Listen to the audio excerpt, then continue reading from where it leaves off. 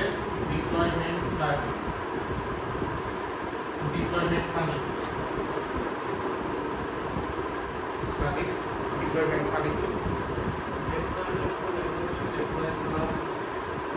মানে আমার একটা প্রজেক্ট আছে, এটা যখন লাইভে আসতেছে দ্যাট ইজ দ্য ডিপ্লয়মেন্ট। ঠিক আছে, সো এই ডিপ্লয়মেন্টের জন্য এর আগে আমি প্ল্যানিং এর জন্য আপনাদের বেশ কিছু চেকলিস্ট রেডি করতে বলছিলাম, রাইট? যে ক্লায়েন্টের কাছ থেকে কি কি ইনফরমেশন নেবেন দ্য ডিপ্লয়মেন্টের জন্য। ওকে, কি কি ছিল সাদিক ভাই বের করেন তো, কি কি ছিল ডিপ্লয়মেন্ট প্ল্যানিং এর মধ্যে?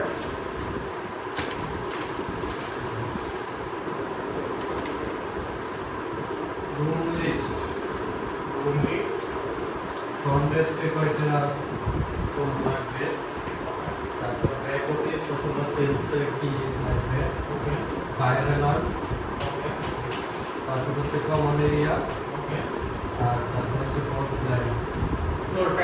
ফ্লোর প্ল্যান পাইলে আমাদের এটা হবে, রাইট? সো এখানে আমাদের ডিপ্লয়মেন্ট প্ল্যানিং এর প্রথমেই আসে যে ক্লায়েন্টের এক্সিস্টিং কোনো ভয়েস লাইন আছে কিনা। ভয়েস লাইন বলতে কি বোঝাচ্ছিলাম, লাইন এবং নাম্বারের মধ্যে পার্থক্য স্যার বুঝাইছিল, রাইট? লাইন এবং সিস্টেমের মধ্যে পার্থক্যটা বোঝাইছিল। সো ভয়েস লাইনগুলো তো কি ছিল বলতে পারেন, কেউ রিকল করতে পারেন? লাইনটা হচ্ছে গিয়ে যে তার যে জেনারেল যে লাইনটা নেতা, ওই লাইনটা আমরা পরে সিগন্যালের মাধ্যমে যেটা করি সেটা system। আচ্ছা, তাহলে লাইন আমার কয় প্রকার হতে পারে, ভয়েস লাইনের টাইপস কয় প্রকার হতে পারে?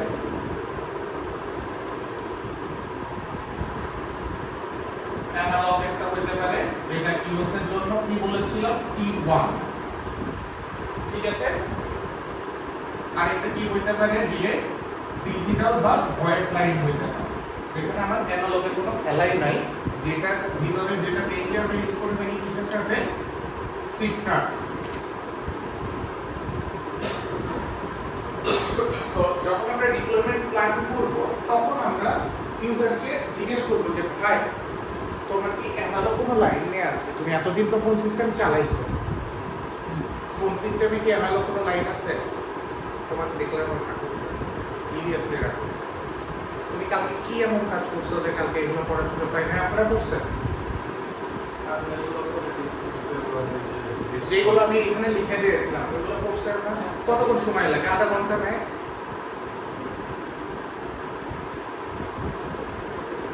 আজকের মতো তোমার আমি বললাম যে ভাইয়া এরকম হোমটা যদি না করো তাইলে ভাইয়া টু বি অনেস্ট আমার দরকার নাই।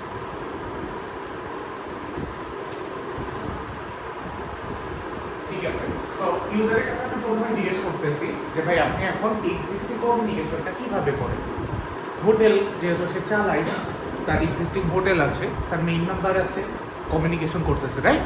সো কমিউনিকেশনের জন্য ইউজার হয়তো আমাকে বলতে পারবে না, না বলতে পারলে আমি কি করব, আমার তো বোঝা লাগবে যে তার এক্সিস্টিং কানেকশন কিভাবে আছে।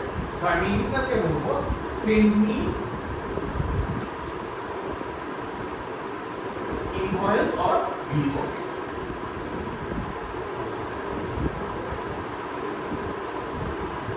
ধরে নিলাম সে ভিক্সাসের কাছ থেকে ইন্টারনেট প্লাস ভয়েস নিচ্ছে বা ইন্টারনেট প্লাস ফোন সিস্টেম নিচ্ছে, ঠিক আছে? ভিক্সাস এটা হচ্ছে একটা কোম্পানি, ভিক্সাসের কাছ থেকে ফোন সিস্টেম নিচ্ছে। ওর যে ইনভয়েস অথবা লাস্ট মান্থের বিল কপি, ওইখানে কিন্তু আমি ডিটেলসটা পেয়ে যাব যে আমার ওইখানে কয়টা নাম্বার আছে, কিভাবে কানেকশনটা সেট আপ করা, এবং ওইটার এগেইনস্টে কত চার্জ করে সেটাও পেয়ে যাবো আমরা, রাইট?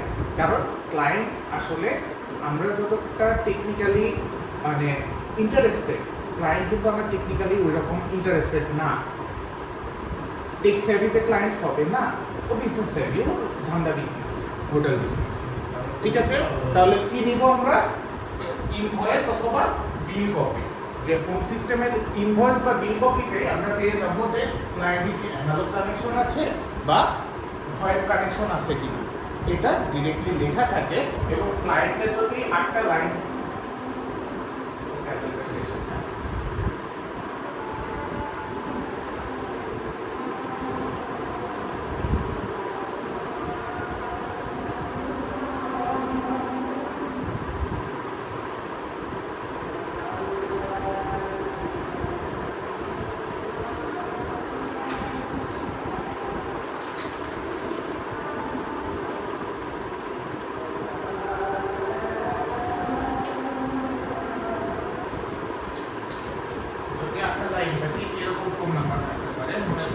তার প্রাইমারি নাম্বার হচ্ছে 46966111200, এটা মেইন নাম্বার। এর এগেইনস্টে তার আরো 7টা নাম্বার কেনা আছে 6611201 1202 1203 1204 1205। বলতে পারেন ক্লায়েন্ট আসলে এতগুলো লাইন কেন কিনে, এতগুলো নাম্বার কেন কিনে? একসাথে 4টা নাম্বার বলতেছে, তার মানে কি এখানে 0 থেকে 7 পর্যন্ত আছে, রাইট? 1207 পর্যন্ত আছে, 06 1207। এতগুলো নাম্বার ক্লায়েন্ট কেন কিনেছে? তার মেইন নাম্বারটা তো 1200। ট্র্যাডিশনাল ফোন সিস্টেমে এই নাম্বারে একটা কল রানিং আছে, এই নাম্বারে অন্য কল ঢুকতে পারবে না, বিজি দেখাবে। সো তখন কি হচ্ছে, ওই সিস্টেমটা 1201-এ ডেলিভার করতেছে নেক্সট কল, তারপরে ওই দুটা কল রানিং আছে, তাহলে পরের নাম্বারটা কোথায়, এই 1200 দিয়ে ট্রান্সফার করতেছে। কল কারেন্ট কলের জন্য সে 8টা লাইন ইউজ করছে, কিন্তু তার মেইন নাম্বার কয়টা? একটা। তুমি দেখতে না পেলে ওইখানে যেতে পারো বা যে কোনো জায়গায় সুইচ করতে পারো, তোমার কেনার জন্য অসুবিধা হচ্ছে। আচ্ছা, বোঝার চেষ্টা করো, মন খারাপ করবো না। কাহিনী হচ্ছে কল কারেন্ট কলের জন্য আমার এতগুলো নাম্বার ইউজ করতেছে, আমি বিল পকেট থেকে এটা পেয়ে গেলাম। এরপর আমার কাজ হবে কি, ক্লায়েন্টকে জিজ্ঞেস করা, তুমি আসলে এতগুলো নাম্বার রাখতে চাও? কারণ কি, আমরা সিম কার্ডের থ্রুতে করতে পারবো। সো এতগুলো নাম্বার যদি না হয়, দরকার না হয়, আবার এমনও হইতে পারে এই 1200 বিলটা হচ্ছে জিএম এর জন্য ফিক্সড। কেউ যদি ডিরেক্টলি জিএম টা ইউজ করতে চায়, তাহলে তাকে ডায়াল করতে হচ্ছে 469661 1202। আবার এটাও হইতে পারে 1204 এর জন্য সেলসের জন্য ফিক্সড। বুঝতে পারছেন? সো এমনও হইতে পারে। আবার এই তো 1207 নাম্বারটা, এটা হচ্ছে কি চালাচ্ছে, ফ্যাক্স চালাচ্ছে, হইতেই পারে। ফ্যাক্সের জন্য আলাদা নাম্বারটা রাখা উচিত। এক নম্বরে আমরা করতে পারি, বাট আলাদা নাম্বারটা আগে থেকে যেহেতু সেটআপটা হয়ে আছে, আলাদা নাম্বারটা কোনো প্যারা নেই, এক নম্বরে আমরা ফ্যাক্স নেবল করে দিতে পারি, কোনো সমস্যা নেই আমার। সো এই জিনিসগুলো তখন ক্লায়েন্ট বলতে পারে যে 8টা লাইনের ভিতরে তুমি 3টা লাইন রাখো, 3টা লাইন রাখো। এরপরে আপনাদের দায়িত্ব কি, 3টা লাইন এই যে ভিক্সাসের কাছ থেকে নিচ্ছে, ভিক্সাসের কাছ থেকে যদি নেয় 8টা লাইনের জন্য লেটস সে ওরা চার্জ করতেছে 1700, 3টা লাইনের জন্য ওরা আমাকে চার্জ কমায় নিয়ে আসবে কত, 1200। আপনি কিন্তু কস্ট আমারই কমাইতে পারতেছেন না, মেইন নাম্বার রাখতেছেন। সো ক্লায়েন্টকে তখন আপনার এভাবে অ্যাপ্রোচ করতে হবে, তুমি কি ভিক্সাসের সাথেই থাকবা, ভিক্সাস থেকে মনে হয় আমি একটু তোমাকে চিপ রেটে ভালো সার্ভিস দিতে পারবো। এই জায়গায় খেলাটা দেখেন, আমার একটা নাম্বার আছে 0312620697, এই নাম্বারের মালিককে আমি বলবো যে প্রিফার নো, এই নাম্বারের মালিক হচ্ছে আমার অপারেটর টেলিনর গ্রামীণ। আপনারা একটা সিম কিনে 2-3 মাস বন্ধ করে রাখার পরে দেখবেন ওই 3 মাস বা 6 মাস পরে গিয়ে আরেকজন একটা সিম চালাইতেছে। আপনি যদি ওটার মালিক হইতেন তাহলে আপনার সিম আরেকজন চালাইতো। বাট ইউএস এর ক্ষেত্রে সিনারিওটা টোটালি আলাদা। সিনারিওটা কি, আমার নাম্বারের মালিক আমি রুহুল আজিম রিফাত, আমি মন চাইলে আজকে টেলিনরের সাথে আছি, কালকে আমি রবি এক্সাইটার সাথে যাব, পরশুদিন আমি বাংলালিংকের সাথে যাব। I have that authority. তার মানে এই যে নাম্বারটা ক্লায়েন্ট কার কাছ থেকে সার্ভিস নিচ্ছিল, ওর ক্যারিয়ারকে ছিল ভেক্সাস, ওর ক্যারিয়ারতে সবসময় ভেক্সাসই রাখা লাগবে না। ক্লায়েন্ট চাইলেই কিন্তু মুভ করতে পারে, ক্লায়েন্ট চাইলেই ভ্যারাইজনে মুভ করতে পারে, আবার ক্লায়েন্ট চাইলেই নাম্বারটা কি করতে পারে, আমাদেরকে পোর্ট ইন করার সুযোগ দিতে পারে। Note that word, port in, আরেকটা হচ্ছে পোর্ট আউট।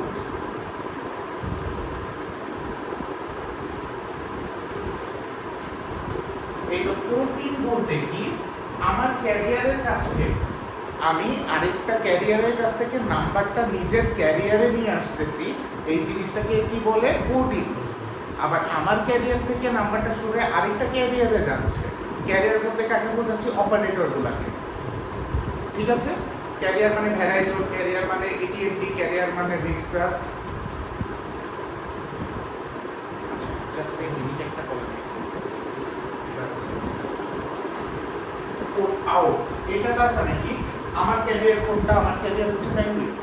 আমার সবসময় টার্গেট থাকবে ক্লায়েন্টের নাম্বারটা এনি হাউ পোর্ট ইন করে আমার ব্যান্ডউইথে নিয়ে আসা। কি? আমি কমিশন পাইতেছি না, কিন্তু আমার হাতে ফুল কন্ট্রোল থাকতেছে। কোনো কারণে আমার সিস্টেম যদি ধসে যায়, আমি নগদে ব্যান্ডউইথে ঢুকে ক্লায়েন্টের সেলফোন নাম্বার ফরওয়ার্ড করে দিচ্ছি, ওই সেলফোনে সব কল ডেলিভার হচ্ছে। আমার হাতে রিস্ক ম্যানেজমেন্ট, রিস্ক মিটিগেশনের অপশন থাকতেছে, আমার ফুল কন্ট্রোল আছে। যেটা ভিক্সাসে আমাকে হয়তো ফোন দিয়ে 20 মিনিট 30 মিনিট ধরে ওদেরকে আবার $75 একটা চার্জ দেওয়া লাগে কল ফরওয়ার্ডিং এর জন্য। Can you believe that? $75 কে দিবে? আমার ক্লায়েন্ট আমাকে দিবে, আমার পকেটের টাকা থেকে দিতে হবে, তাই না? আমার ফুল কন্ট্রোল থাকতেছে। সো ভিক্সাস থেকে আমি টার্ম নিচ্ছি কোথায়? আমার ব্যান্ডউইথে। এই প্রসেসটাকে আমরা কি বলে থাকি? Port in. কি বলে থাকি? Port in. ঠিক আছে? স্যার, এই পোর্ট ইন করতে আমাদের দুইটা ডকুমেন্টস দরকার হয়, ম্যাক্সিমাম দুইটা ডকুমেন্টস দরকার হয়। একটা কি? Port in. আচ্ছা, এটা তো অনেক বোঝানি না, আমি যেভাবে খাতায় লিখি সেভাবে লিখে ফেলতেছে। আমি কি এটা বুঝে দিয়ে সুন্দর করে লিখবো? এইটুকু তো বুঝছেন, এটা কোনো সমস্যা নেই। পোর্ট ইন বোঝেন না, আমি বুঝে গেছি।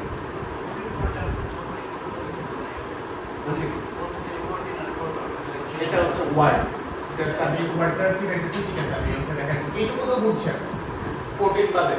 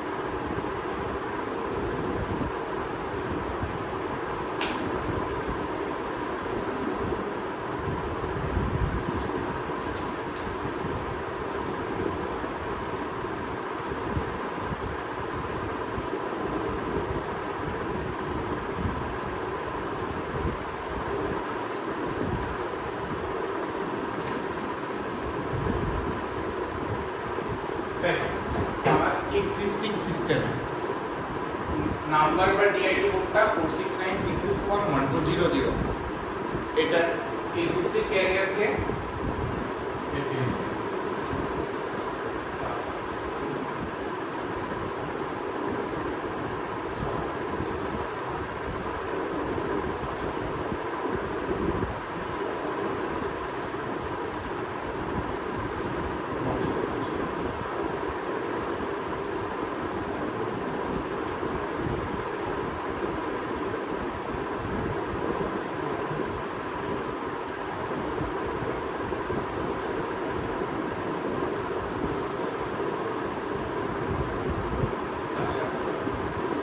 এখানে আমার এই তো ক্যারিয়ার চেঞ্জের যে প্রসেসটা,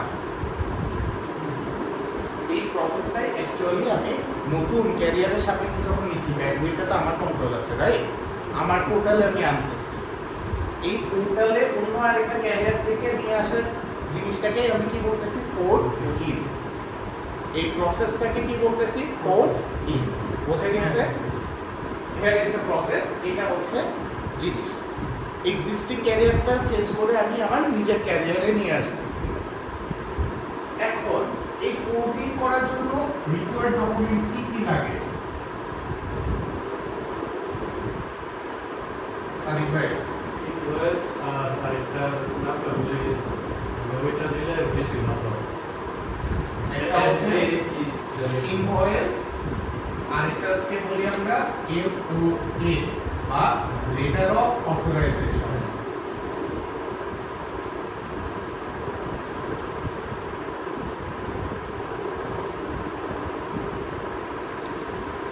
ইনভয়েস বা বিলিং এর কপি আমরা তো বলি, বুঝি, তাই না? এটা তো বুঝি। LOA এটা হচ্ছে একটা ফর্মাল লেটার, যে লেটারটা কার পক্ষ থেকে আমরা রেডি করি? হোটেলের জিএম বা হোটেলের ওনারের পক্ষ থেকে আমরা কি করি? রেডি করি, এবং জিএম বা ওনার ওটাকে কি করে দেয়? সাইন করে দেয়। সাইন করে দিয়ে আমরা ওটাকে সাবমিট করতে পারি। কারণ বারবার বলতেছি, ওই ভয়েসের মালিককে, লাইনের মালিককে ক্লায়েন্ট নিজে। বোঝা গেছে? সো ও যদি অথরাইজ করে একটা লেটার পাঠিয়ে দেয় যে আমার ফোন নাম্বার আমি সরাই নিয়ে এসে ব্যান্ডউইথে দিতে চাচ্ছি, আর ফোন নাম্বার এটা আমি ফোন নাম্বারটা সরাই ব্যান্ডউইথে নিয়ে আসতে চাচ্ছি, তখন আমরা এটা সাবমিট করলে এটা ছাড়া আমরা কি আনতে পারি? ফোন নাম্বারটা পোর্ট ইন করে নিয়ে আসতে পারি। পোর্ট ইন করার পরে ফার্স্ট স্টেপ হচ্ছে এই নাম্বারটা পাসওয়ার্ড প্রোটেক্ট করা। নাম্বারের পাসওয়ার্ড থাকে না, নাম্বারের পাসওয়ার্ড থাকে না, পোর্ট আউটের একটা পাসওয়ার্ড থাকে। আমার সিস্টেমে আমি আনছি। এবার মনে করেন খালেক আমার এমপ্লয়ি, ও কালকে নাই, ও চিন্তা করছে যে দাঁড়া তাহলে হচ্ছে এই লাকুইনটা কাটে সিটির একটা বাড়ি দিয়ে দেয়। খালেক কি করছে? ওনার সাইন নিয়ে কি করছে? আবার আরেকটা ভিন্ডর থেকে, ভেক্সাস থেকে পোর্টিনের রিকোয়েস্ট পাঠাইছে। ব্যান্ডউইথ থেকে পোর্টিন হবে কোথায়? ভেক্সাসে। ঠিক আছে? তাহলে কি LOA একবার সাইন করে দিয়েছে ওই ডকুমেন্ট নিয়ে, আবার সে রিসাবমিট করছে, তখন কি নাম্বারটা ভেক্সাসে চলে যাওয়ার কথা না? না, যাবে না যতক্ষণ পর্যন্ত আপনি এই পাসওয়ার্ডটা না প্রোভাইড করবেন। সো ব্যান্ডউইথে আনার পরে, নাম্বারগুলো আনার পরেই ফার্স্ট কাজ কি? নাম্বারটা পাসওয়ার্ড প্রোটেক্ট করা, যাতে কেউ পোর্ট আউট করে না নিয়ে যেতে পারে উইদাউট ইওর কনসেন্ট। ঠিক আছে? যদিও ক্লায়েন্ট চাইলে যে কোনো সময়, ক্লায়েন্ট যদি ট্রুলি চায় যে কোনো সময় আপনার এই পাসওয়ার্ডটাও নিয়ে যাইতে পারে, কিন্তু অন্য কেউ পারবে না।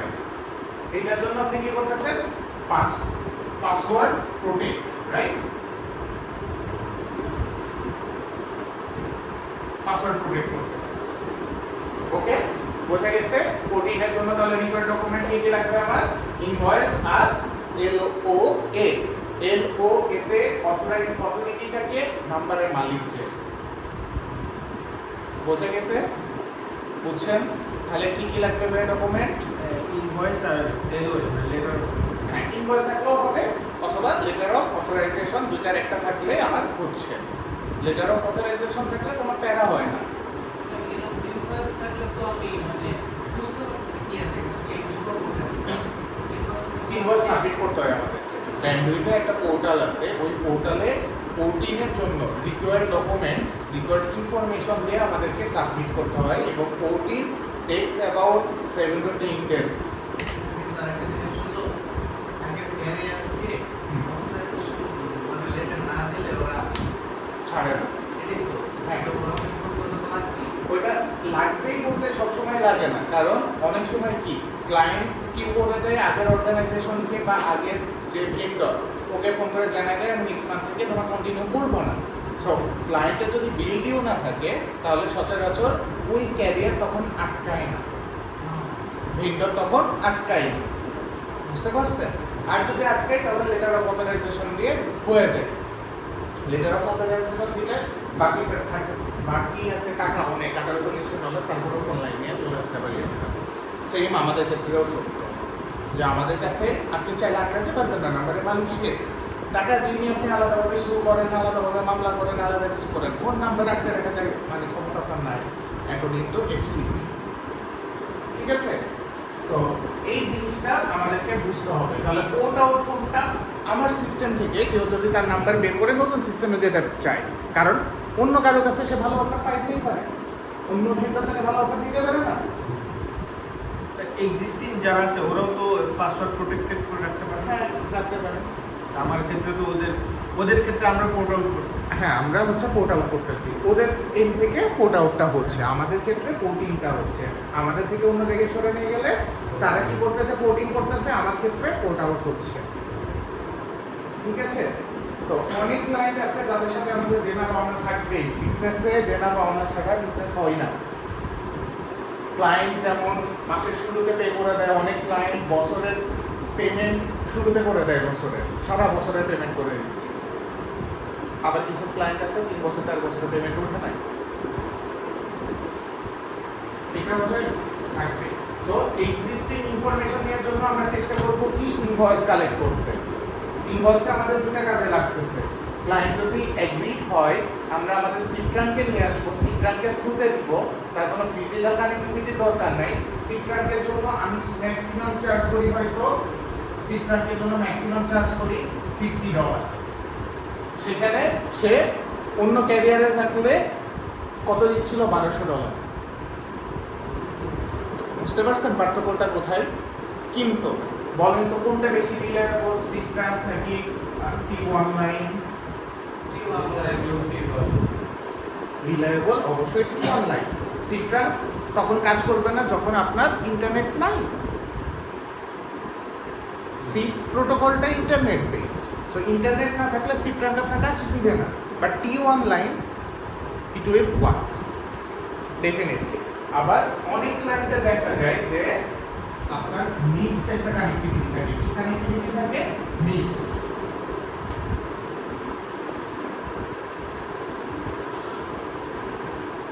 কেমন মিক্সড? ওদের হয়তো স্পেকট্রাম থেকে একটা রাউটার দিচ্ছে, স্পেকট্রাম থেকে একটা রাউটার দিচ্ছে, রাউটারের ভিতরে রাউটিং প্রোটোকলের সব কিছু তো আছেই, সাথে এখানে 4-5টা পোর্ট আছে। একটা হচ্ছে ইন্টারনেটের ওয়ান পোর্ট, ওয়ান জিনিসটা তো আমরা সবাই বুঝি, আর বাকি দুটো হচ্ছে ল্যান 1, ল্যান 2, আর এটা হচ্ছে ভয়েস পোর্ট। তার মানে কি, আপনি এখান থেকে লাইনটা বের করলে আপনি ভয়েস কানেকশন পাচ্ছেন স্পেকট্রামের থ্রুতে ডাইরেক্টলি।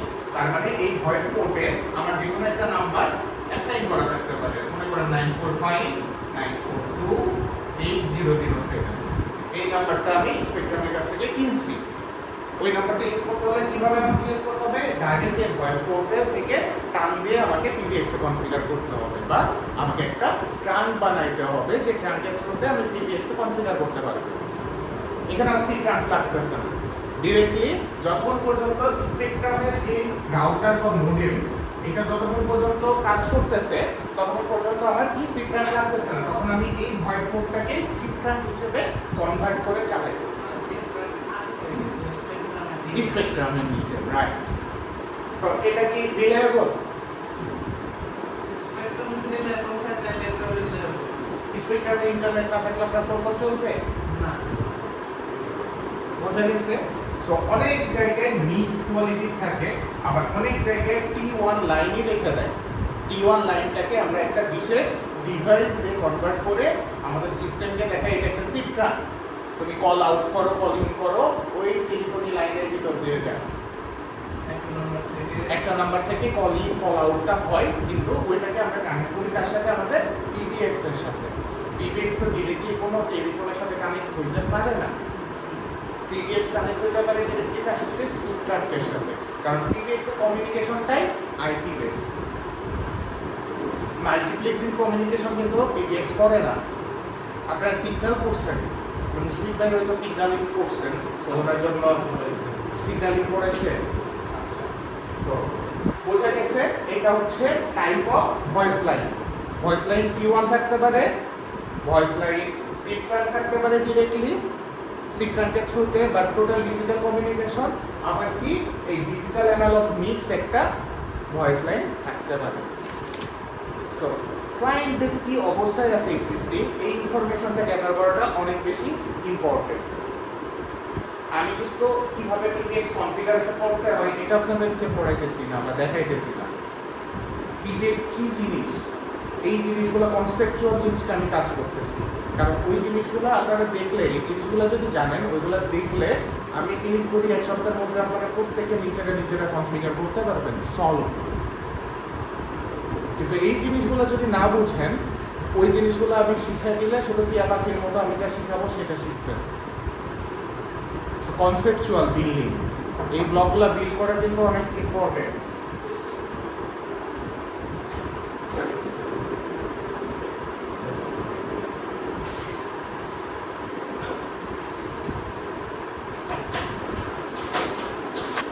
বোঝা গেছে? তাহলে ক্লায়েন্টের কাছ থেকে এই ইনফরমেশনটা আমরা কিন্তু কালেক্ট করি। কারো কোনো কোশ্চিন আছে এই টোটাল প্রসেসে? কোশ্চিন থাকলে করতে পারেন, কিন্তু আমি যখন কোশ্চিন করবো কোশ্চিনগুলো পার্টিতে আনসার দিতে হবে। ঠিক আছে? ওকে, এটা হচ্ছে একটা পার্ট।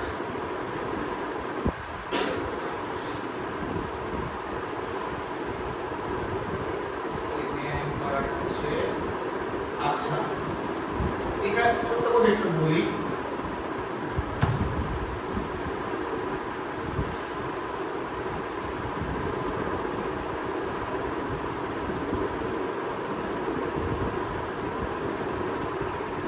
আমাদের ফোন সিস্টেমে অনেকেই আসতে পারে না, তার অন্যতম কারণ হচ্ছে এই এক্সিস্টিং কন্ট্রাক্টস। ইউএসের ক্ষেত্রে ম্যাক্সিমামই দেখা যায় কি, কন্ট্রাক্টগুলো থাকে ইয়ার লং, 3 ইয়ার্স লং। আমরা যখন পিবিএক্স এ কারোর সাথে কন্ট্রাক্টে যাই তখন আমাদের 3 ইয়ার্সের একটা কন্ট্রাক্ট করি, কারণ we have to invest definitely 3 to 5,000 USD. আসসালামু আলাইকুম।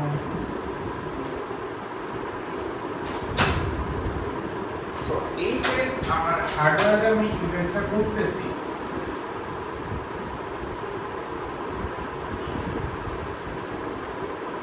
$5K আমি ইনভেস্ট করতেছি, এই হার্ডওয়্যারের ইনভেস্টমেন্ট আমি কোথায় করতেছি? কেন আমি করতেছি? ক্লায়েন্টের সাথে যখন আমার 3 ইয়ার্স লং কন্ট্রাক্ট,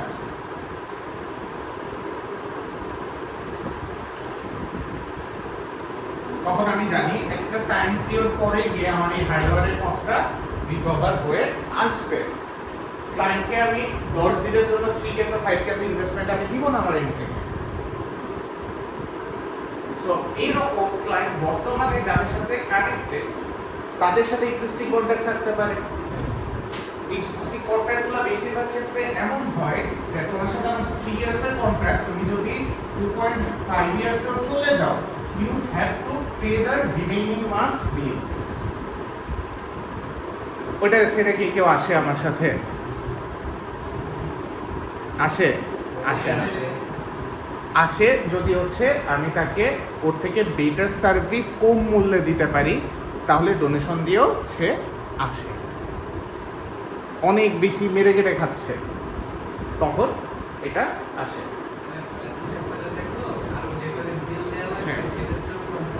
কম খরচে এটাতে হয়ে যাচ্ছে তখন আসে। সো এক্সিস্টিং কন্ট্রাক্টটা পুল আপ করা, এটাও হচ্ছে ডিপ্লয়মেন্ট প্ল্যানের একটা অংশ। ঠিক আছে?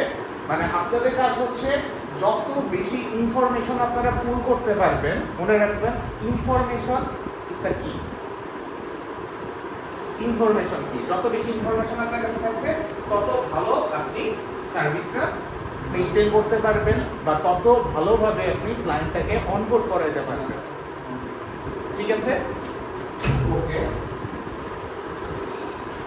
মেইন লাইনের বাইরেও এক্সটার্নাল ইনকামিং লাইন থাকতে পারে। কি থাকতে পারে? External incoming line. এটা মানে কি? মনে করেন যে ক্লায়েন্ট বিজনেসের কাছ থেকে ফোন সিস্টেম নিচ্ছে বা স্পেকট্রামের কাছ থেকে ফোন সিস্টেম নিচ্ছে, সব কিছু করতেছে, বাট তার এটিটির একটা কানেকশন আছে। এটা কি তার জন্য এক্সটার্নাল না? বা আলাদা ভেন্ডরের আরেকটা কি আছে?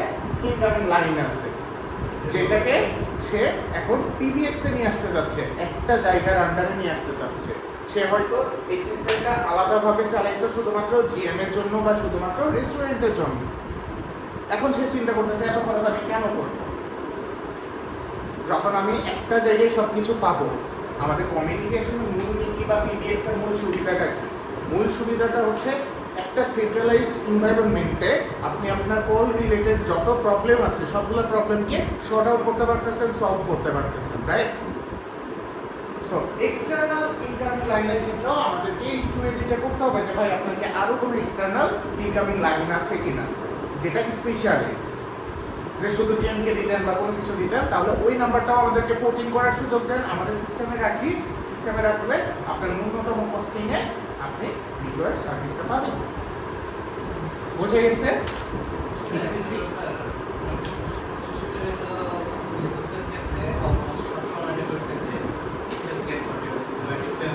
ইয়েস। So, আমরা যে PBX সিস্টেমে সেটার মেইন কাহিনী হলো ইন্টারনেট সিস্টেমটা হলো আনরিলায়েবল। যখন কানেকশন ছোটখাটো হলে ঠিক আছে, বড় অর্গানাইজেশন ইউজ করবে না।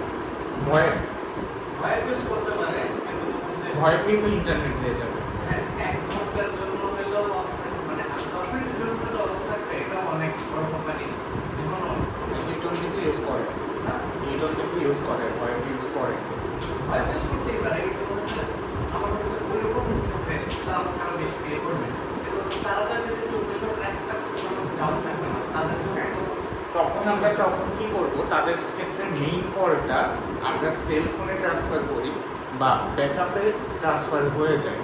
সেল ফোনে যদি পিবিএক্সকে রিচ করতে না পারে, ওই কলটা যাচ্ছে কোথায়? ফ্রন্ট ডেস্কে যে দায়িত্বরত রয়েছে তার সেল ফোনে আমরা ট্রান্সফার করে দিই, এবং তারা যদি আরও বেশি রিলায়েবিলিটিটা চায়, সেই রিলায়েবিলিটিটার ক্ষেত্রে তাদেরকে অন প্রিমাইজ পিবিএক্স আমরা হোস্ট করে দিই, যেটা ইন্টারনেট ছাড়া বলতে কি, বাইরের কানেক্টিভিটি ডাউন, বাইরে তার কাটা পড়ছে, কিন্তু আমার লোকাল নেটওয়ার্ক তো ঠিক আছে, তখন ফ্রন্ট ডেস্কের সাথে গেস্ট রুম কিন্তু কন্ট্যাক্ট করতে পারে। বুঝতে পারছেন? আপনার কি লোকাল নেটওয়ার্কে মনে করেন এই ডটের main line down, but locally যে কানেক্টেড পিসিগুলো, এইগুলোর ভিতরে আপনি কি ইনফরমেশন শেয়ার করতে পারতেছেন না? সো অন প্রিমাইজ, যদি এটা হোস্টেড না হয়ে অন প্রিমাইজ হয় আমার পিবিএক্স সিস্টেমটা, তাহলে কিন্তু সবার সাথে সবাই কমিউনিকেট করতে পারতেছে। ফ্রন্ট ডেস্ক কমিউনিকেশন হচ্ছে, কিন্তু ফ্রন্ট ডেস্ক থেকে বাইরের নাম্বারে কমিউনিকেশন হচ্ছে না। বুঝতে পারছেন? তখন এটা শর্ট আউট করতেছি, যে ব্যান্ডউইথ আমার কন্ট্রোল আছে, আমার সিস্টেমটা ইন্টারনেট ডাউন, তাহলে আমি কি করতেছি, সেল ফোনে কলগুলা ফরওয়ার্ড করে দিচ্ছি। নরমাল ভয়েস সিস্টেম যেটা মানে রেগুলার কন্ট্রোল না থাকলে তাহলে কি গেস্ট বা রুম টু ফ্রন্ট ডেস্কেও কানেক্টিভিটি থাকবে না। শুধুমাত্র যদি ক্লাউড হয়, প্রত্যেকটা ফোন কানেক্টেড হচ্ছে ক্লাউডের সাথে, ক্লাউডে যদি সে রিচ করতে না পারে, তাহলে ফ্রন্ট ডেস্কে সে কমিউনিকেট করবে কীভাবে? সো যাদের রিলায়েবিলিটি দরকার তাদেরকে আমরা এই ব্যাকআপ অপশনটা প্রোভাইড করতেছি। প্রত্যেকটা ইন্ডিভিজুয়াল ক্লায়েন্টের জন্য আমাদের ইন্ডিভিজুয়াল সলিউশন, আমাদের সবার জন্য স্ট্রিমলাইন যে সলিউশন, বিষয়টা কিন্তু এরকম না। You have to assess your client, what they want, how are you solving their problems, that is much more important.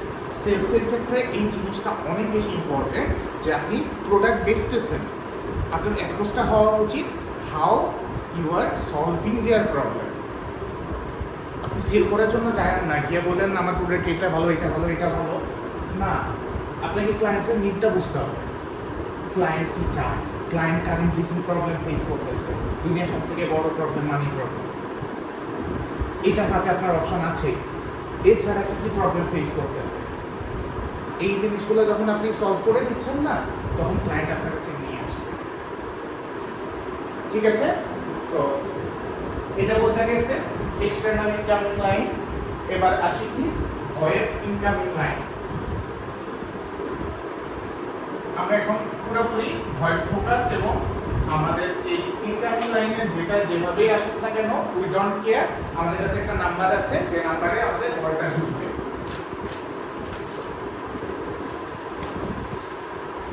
भैया बोलते थे लेखा আমার মতো ঝাপসা হচ্ছে কেন?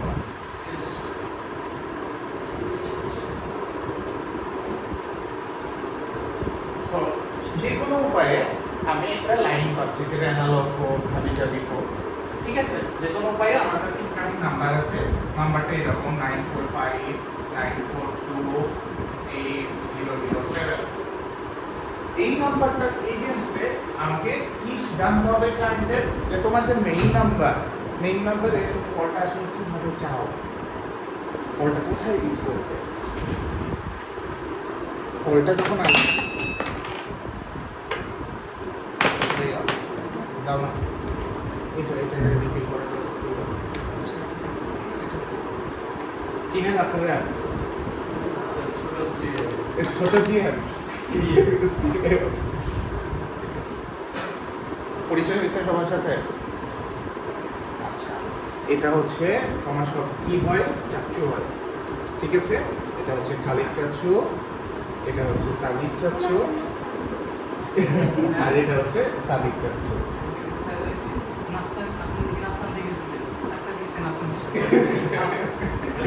এইভাবে ছোট সিএসআর এভাবে ধাক্কা দিয়ে দিলে হবে? ঠিক আছে। আর ওর পরিচয় দাও, তোমার নাম কি? ফাইয়া। পুরো নাম? কোথায় পড়ো তুমি? মাদ্রাসায় পড়ো, ঠিক আছে। সো কোন ক্লাসে? 5-এ, ঠিক আছে। সো মানে ও ঘরেরই ছেলে, ঘরের সব কিছু। 942807, এটা হচ্ছে আমার কি মেইন ডিআইডি। হ্যাঁ, এইখানে যখন কল আসবে তখন ক্লায়েন্টের কাছে আপনার জানতে হবে এই কলটা আসলে নিয়ে করবোটা কি। কলটা আসলে কলটা তো কোথাও না কোথাও আমাকে প্লেস করা লাগবে, রাইট? সো কলটা আমি কোথায় প্লেস করবো? বেশিরভাগ ক্ষেত্রে ক্লায়েন্টের আনসার হয় কি, তুমি কলটা রাউট করে প্রথমে দাও কোথায়? ফ্রন্ট ডেস্কে। কলটা ফার্স্ট স্টেজে রাউট করে কোথায় দাও? রাউট করো কোথায়? ফ্রন্ট ডেস্কে। মানে আমাদের মেইন নাম্বারে তো ফার্স্ট স্টেপ হয়ে যাবে সেটা। হ্যাঁ, মেইন নাম্বারে কল। যেমন আমাদের যে 4696611200 আমাদের কোম্পানি যেটা মেইন নাম্বার, এখানে যখন কল আসে তখন এটা ফার্স্টে কোথায় যায়? আমাদের এখানে আসে, রাইট? এইখানেরটা আমাদের এখানে আসে, সবগুলা ফোন একবারে রিং করে। কিন্তু আপনাকে ক্লায়েন্টের কাছ থেকে শুনতে হবে, তুমি ফার্স্টের কল কি করবো? ফ্রন্ট ডেস্কে পাঠাবো। ক্লায়েন্ট কি বলে যে না, ফার্স্টের কল তুই ফ্রন্ট ডেস্কে পাঠাইস না। কি করবি? যখন কেউ কল দেবে তাকে একটা সুন্দর গ্রিটিংস মেসেজ দিবি, welcome to holiday in express Kansas city, your call is very valuable to us. ঠিক আছে।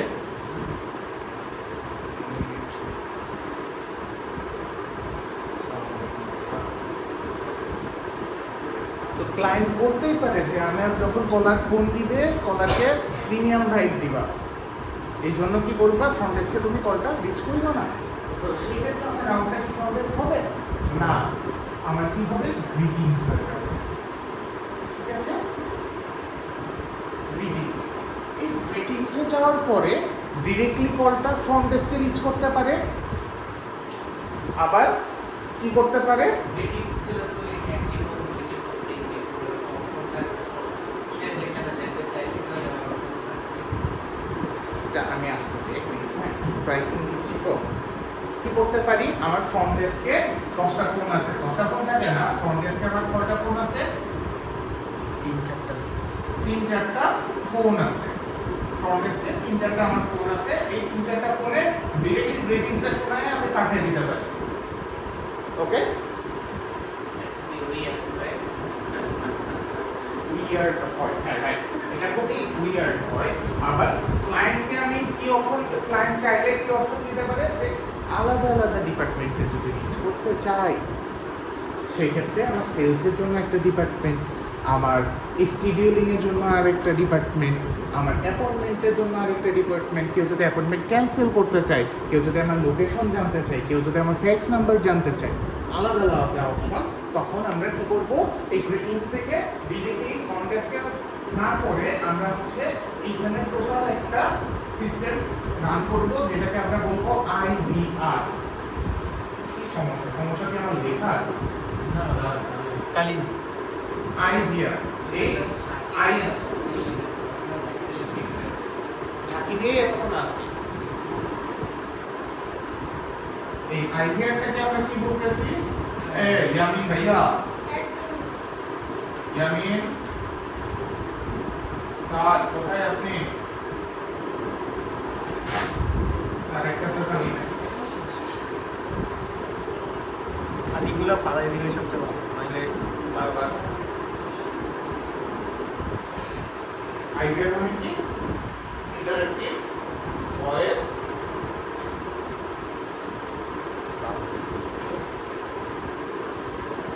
রেসপন্স। ইন্টারেক্টিভ শব্দটার সাথে তো আমরা পরিচিত, যেটা ইন্টারাকশন করে এই জিনিসটাকেই তো আমরা ইন্টারেক্টিভ বলি, তাই না? তার মানে কি এখানে ইনপুট দেওয়ার আমার অপশন থাকবে। কলার চাইলে সে ডিটিএমএফ সিগন্যালিং এর মাধ্যমে ইনপুট দিতে পারবে, কলার চাইলে নট নেসেসারি শুধু ডিটিএমএফ সিগন্যাল বা কি প্রেস করে তাকে দিতে হবে। সে ভয়েসও বলতে পারে যে আমি সেলসে কথা বলবো, সেলসে ট্রান্সফার করো। You have to transfer that. বুঝে গেছে? আবার অনেক সময় কি হয়, অনেক সময় চেইন শপের কথা চিন্তা করেন যে কেএফসি যেমন বনশ্রীতে আছে, ওয়ারিতে আছে, কেএফসি আছে হচ্ছে ঢাকা সিটির ভিতরে, কেএফসি আছে অনেক জায়গায়। আমি ড্রাইভ করতেছি, ড্রাইভ করতে করতে আমি কেএফসি হটলাইনে ফোন দিয়েছি। আমি কেএফসি কোন ব্রাঞ্চে রিচ করতে চাচ্ছি এটা যদি আমি বলি, সেটা জিপ কোড বলতে পারি, তাহলে আমাকে ডিরেক্টলি কেএফসি ওই ব্রাঞ্চে সেট করে দেওয়া পসিবল না? সো এই ইন্টারেক্টিভ ভয়েস রেসপন্স এটাতে সবসময় ডিটিএমএফ সিগন্যালিং দিয়ে হবে, নট নেসেসারি এটা ভয়েস হইতে পারে। স্পেকট্রামে আপনারা যখন কথা বলছেন, স্পেকট্রাম বা ফ্রন্টিয়ারে অ্যাকাউন্ট নাম্বার আমাদেরকে বলতে হয়, বললে কিন্তু ওরা শুনতে পায়। ইভেন আমাদের 4 ডিজিট, এটা আমরা যেমন ডিটিএমএফ সিগন্যালিং বলতে আমি বোঝাইতেছি কি প্রেস করা, ফোনের কি প্রেস করা, 1 2 3 4 এগুলো যায় ডিটিএমএফ সিগন্যালিং এর মাধ্যমে। এর একটা প্রোটোকল আছে, মানে স্ট্যান্ডার্ড আছে, সেটা হচ্ছে আরএফসি কত 2833 খুব সম্ভবত, আমি যদি ভুল না করি। এর একটা স্ট্যান্ডার্ড আছে ডিটিএমএফ সিগন্যালিং এর, হয় 33 অথবা 36 কিছু একটা হবে।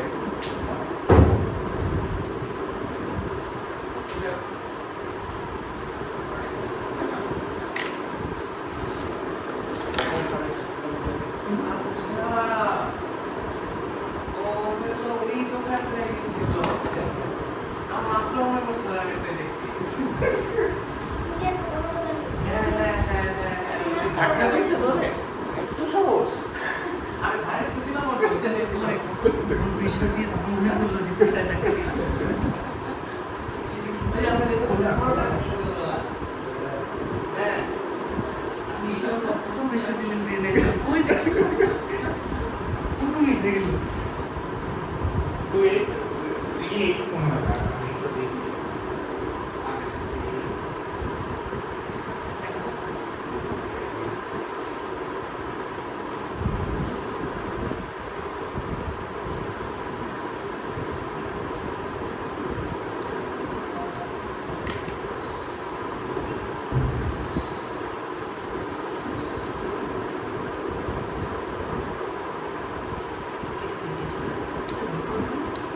না ঠিকই লিখছি আমি 2833।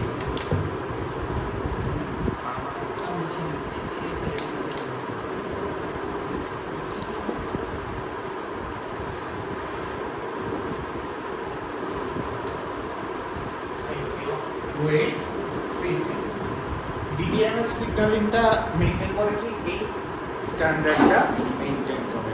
সো এই ডিটিএমএফ যে সবসময় আপনার হেডফোন থেকে আসতে হবে না, সফট ফোন আমাদের ডায়াল প্যাড থেকে, যেটা এই আমার স্ট্যান্ডার্ডটা মেইনটেইন করে, সেটা সিগন্যালিং কে ধরতে পারবে, আমার আইপিআরটা ধরতে পারবে বা এসটিডিসটা ধরতে পারবে। বোঝা গেছে? সো ইন্টারেক্টিভ ভয়েস রেসপন্সে অনেক সুবিধা আছে, এইগুলাকে আমরা চাইলেই ক্লায়েন্টের মন মতো করে বানায় দিতে পারি। বোঝা গেছে?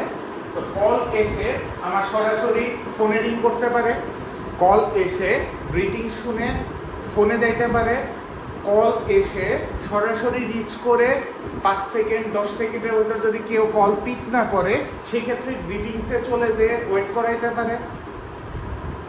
মনে করেন কল এসে ফার্স্টে 5টা লাইনে বাজতেছে, 5টা ফোনে বাজতেছে, আমার 5টা ফোনে বাজার পরে কেউ পিক করতেছে না, তখন কি ইউজারকে একটা গ্রিটিং শোনাচ্ছে যে তুমি ওয়েট করো, তোমার কল আমার জন্য অনেক মূল্যবান, আমি এটা ফরওয়ার্ড করতেছি।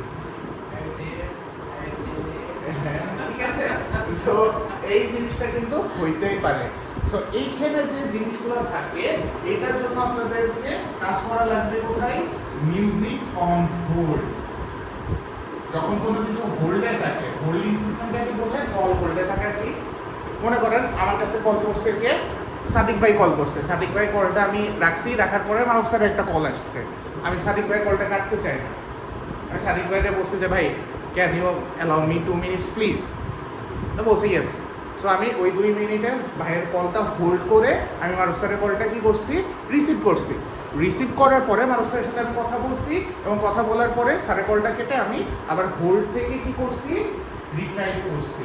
একটা কি আমার হোল্ড করা, আর একটা কল কি আমার রিট্রাইভ করা, রিট্রিভ। বোঝা গেছে? কলটা কি আমরা হোল্ড করি, রিট্রিভ করি। আবার অনেক সময় আমরা কি করি? কল মার্জ করি। কি করি? মার্জ মানে কি? কালকে যেমন আমার একটা মিটিং ছিল। মিটিংটা কি? আমি হচ্ছে ইউজারকে কোনো ক্রমেই ইন্টারনেটে রিচ করতে পারি না। ইন্টারনেটে রিচ না করতে পারলে আমি কি হচ্ছে ইন্টারনেটে গ্রুপ কল করতে পারতেছি না। আমি কি করছি? স্যারের বাংলাদেশি নাম্বারে কল দিয়েছি, স্যার ওখান থেকে পিক করছেন। এই ইউজারের বাংলাদেশি নাম্বারে কল দিয়েছি, এখান থেকে পিক করছেন, করে বোথ কলস মার্জ করে দিয়েছি। তখন এটা একটা কিসের মতো কাজ করতেছে? কনফারেন্সের মতো কাজ করতেছে। বোঝা গেছে? স্যারের হচ্ছে আনকন্ডিশনাল ফরওয়ার্ড করা, ব্যাংকিং রিলেটেড, আদার্স রিলেটেড যে কোনো কল যদি স্যারের লাগে ডিরেক্টলি বাংলাদেশ থেকে ইউএসএতে ফরওয়ার্ড হয়ে যায়, বাট যে কল করতেছে সে বাংলাদেশে কল করতেছে। এটা রোমিং যেভাবে কাজ করে, হ্যাঁ, রোমিংটা আসলে এভাবে কাজ করে না। রোমিংটা থাকলে স্যারের ওই বাংলাদেশি নাম্বারে কল করলেই ওইটা ইউনাইটেড স্টেটসে থেকে রিসিভ করতে পারতেন, ওইটা চলতে পারতো। বাট এটা হচ্ছে কি কল ফরওয়ার্ডিং, নাম্বারটা বন্ধ, আনকন্ডিশনাল। নাম্বারটা কিন্তু কোনো ফোনে নাই, নাম্বারটাই যত কল আসতেছে সব আনকন্ডিশনাল ফরওয়ার্ড হয়ে এখান থেকে 16 টাকা পার মিনিট করে কাইটা স্যারের কাছে যাচ্ছে। পে করতেছে যেখান থেকে কলটা ফরওয়ার্ড হচ্ছে। সো যে নাম্বারটা বন্ধ ওইখানে অলরেডি 1000 টাকা রিচার্জ করা। সো ওইখান থেকে যে ফরওয়ার্ডটা হচ্ছে ওই 16 টাকা করে মিনিট কিন্তু ওই নাম্বারটাকে কাটতেছে। আর যে ফোন দিচ্ছে সে তো বাংলাদেশি নাম্বারে কথা বলতেছে, ওই হিসেবে টাকাটা তো ওই হিসেবে তার টাকাটা কাটতেছে। বাট আমি অতটাও বোকা না অ্যাকচুয়ালি 16 টাকা পার মিনিট খরচ করবো। এটা নিয়ম, ঠিক আছে? এটা আপনারা আস্তে আস্তে বড় হলে আপনারাও বুঝে যাবেন, এটা নিয়ে কিছু করার নাই। সো মার্চ হচ্ছে, মার্চ করা মানে কি? কলটা আমি কনফারেন্সে নিয়ে আসা। ওকে, এটা গেল ইনকামিং এর ক্ষেত্রে। তাহলে ইনকামিং এ মোর ওভার এই সিনারিওগুলো আমাদেরকে ফেস করতে হয়।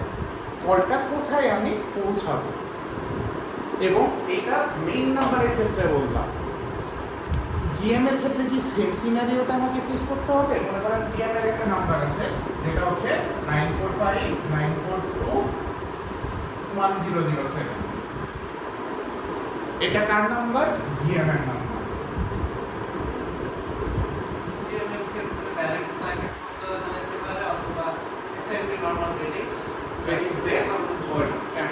মানে জিএম এর একটা এক্সটেনশন আছে, এই এক্সটেনশনে পাঠাতে পারি। আবার জিএম বেশিরভাগ সময় বাইরে বাইরে কাটায়। সো ও যদি চাই এর এই নাম্বারে কল করলে কলটা ফরওয়ার্ড হবে কোথায়? ওর পার্সোনাল নাম্বারে। ওইটাও কিন্তু আমাদের সিস্টেম থেকে আমরা কল ফরওয়ার্ডটা করে দিতে পারি। এক্সটার্নাল কল কিন্তু আমি মেক করতে পারি। এবং এই ক্ষেত্রে প্রথম অবস্থায় যখন এটা আমরা কনফিগার করতে যাই তখন একটা সমস্যা ফেস করছিলাম। কি সমস্যা ফেস করছিলাম? মনে করেন আমি কল দিচ্ছি, আমার নাম্বার হচ্ছে 46966122200। এই নাম্বার থেকে কল দিচ্ছি কোন নাম্বারে? জিএম এর এই নাম্বারে। কলটা ফরওয়ার্ড হচ্ছে কোথায়? জিএম এর একটা পার্সোনাল নাম্বার আছে 46333311201। এই নাম্বারে ফরওয়ার্ড হচ্ছে, রাইট? সো জিএম এর কোন নাম্বারটা দেখার কথা? যে মেইন ডায়ালার, যে মেইন কলার, এই নাম্বারটা দেখার কথা, রাইট? কিন্তু জিএম দেখতেছিল যেখান থেকে কলটা ফরওয়ার্ড হচ্ছে, সিস্টেম থেকে কল ফরওয়ার্ড হচ্ছে 1007 থেকে 1201-এ। Then we have to do custom scripting, কারণ তখন আমরা বোকা ছিলাম। বাট এটা ওয়ান ক্লিকে এখন আমরা রিজলভ করি, no custom scripting is needed. বোঝা গেছে? মানে আমাদের ইভলিউশনটা কিন্তু ধাপে ধাপে, আমাদের পিবিএক্স এর উপরে প্রফেশনাল ট্রেনিং কিন্তু নাই। যেটা আছে ভয়েস ওভারের ট্রেনিংটা যখন করবেন তখন এই জিনিসগুলো সম্পর্কে হালকা পাতলা ধারণা পাবেন, জাস্ট হালকা পাতলা, যেটা আপনার ফ্রি পিবিএক্স এসে কোনো কাজেই লাগবে না। We did learning by ourselves. কাজ করতে করতে, ইভ্যালুয়েশন করতে করতে জিনিসগুলো ঘাটতে ঘাটতে আমরা বের করছি।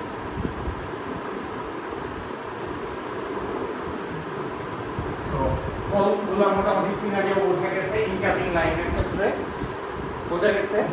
সো সাদিক ভাই, আপনি কি একটু সামারাইজ করে আমাকে বলবেন যে আমি আসলে ভয়েস লাইনের ক্ষেত্রে, কলের ক্ষেত্রে কি বলেছি? ভয়েসের ক্ষেত্রে হচ্ছে মেন লাইন যেটা থাকে সেটা আমাদের জানতে হবে আসলে ডাউট করে কলটা আসলে কোথায় রিচ করবো। অনেক ক্ষেত্রে ফ্রন্ট ডেস্কে চায়, আবার কেউ কেউ চায় যে রিডিংস দিবে তারপর ফ্রন্ট ডেস্কে যাবে এরকম, অথবা অনেক ক্ষেত্রে হচ্ছে ইন্টারেক্টিভ ভয়েস রেসপন্স হয় আইডিয়ার যেটা। সো আইডিয়ার জিনিসটা কি? আইডিয়াটা হচ্ছে Interactive এআই এর যে বিষয়টা আমি এআই টাইপ না হয়ে ইন্টারঅ্যাক্টিভ একটা ভয়েস রেসপন্স। মানে কি, আমার ভয়েসটা ইন্টারঅ্যাক্টিভ মানেই জিনিসটাতে আমার ইনপুট আউটপুটের খেলা আছে। ইনপুট আউটপুটের সুযোগ না থাকলে ওই জিনিসটা আমার কখনো কি হবে না, ইন্টারঅ্যাক্টিভ হবে না, রাইট? আপনি যদি এটিএম এর টাকা তুলতে যান, কত টাকা লিখবেন এটার অপশন যদি না থাকে, তাহলে কি ওটা আপনার ইন্টারঅ্যাক্টিভ রেসপন্স হচ্ছে? ঠিক আছে? তো ক্লাস কি লম্বা হয়ে যাচ্ছে, কষ্ট হচ্ছে? টি ব্রেক দিবেন একটা, কফি ব্রেক, কারণ ক্লাসটা আরও লম্বা যাবে। ওকে, তাহলে গেটে কফি ব্রেক।